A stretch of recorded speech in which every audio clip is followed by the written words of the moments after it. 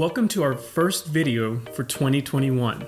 I hope everyone had a restful break and is ready to start teaching again. As we enter the new year, we still find ourselves working in this hybrid system, servicing students in person and remotely using Google Meets.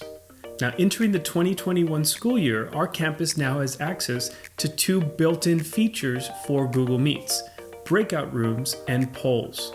What this means is you no longer need extensions to do breakout rooms, and now you have the ability to poll students during a meet and get feedback.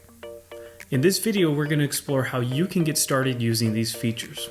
So once we're in our Google Meet, you've noticed now that we have this new icon up here with the triangle, square, and a circle. This is our activities icon. And once we click on that, we notice we have breakout rooms, we have polls, and I have my first student. Josh, you need to mute yourself, but remember, we can mute him by clicking that button. And so I enlisted the help of my kids today to help show how to use breakout rooms. Okay, to get started with the breakout rooms, click on Set Up Breakout Rooms, and we're gonna have 3 different rooms. We're gonna set a timer, and we will have each room report back to the main room after 2 minutes. And I'm gonna name my breakout rooms. So I can have one room for brainstorming, another room for editing, and the last room for drafting. Whatever you want to name your rooms, this is where you would click and name the room. Now I can choose which students will go to which rooms by clicking and dragging on their name and then putting them in there. Now you notice in brainstorming I have no students. Now I can have a timer. I can also shuffle the order so it's random. And then I can clear and all the students go back to the main call. Now they're still in the main call, but as soon as I open the room, they will be sent to the room that they are assigned. Students cannot join another room. So once I click on Open Rooms, they will be sent to their individual breakout room for 2 minutes. After 2 minutes, they will come back to the main room.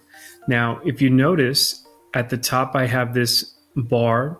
The students have the same bar, and what it tells them is they can go back to the main room. So within those 2 minutes, they can return to the main room and ask a question of the teacher. Okay.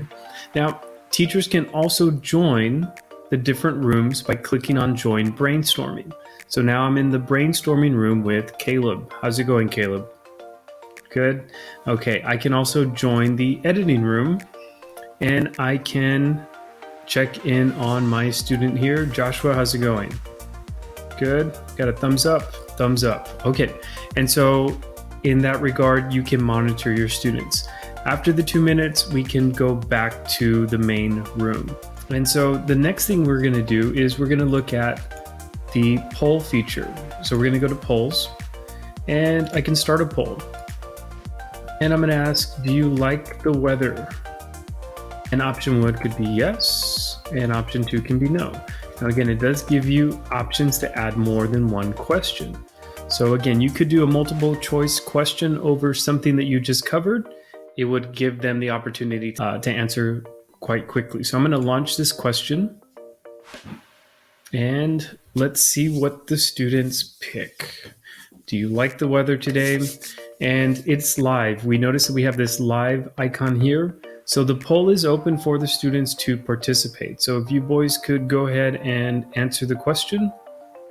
So we have a no and we have a yes. We have a split house in the Sanchez household.